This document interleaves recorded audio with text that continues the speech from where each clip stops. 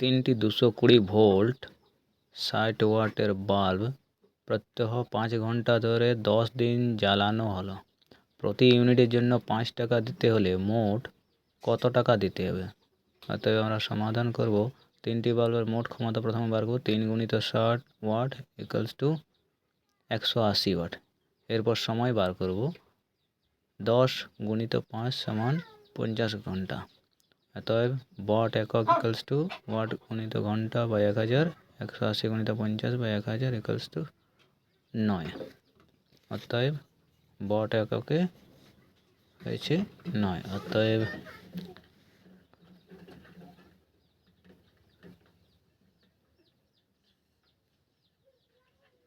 নির্ণেয়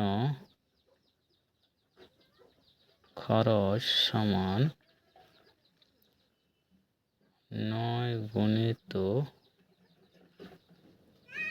5 টাকা। অতএব 45 টাকা।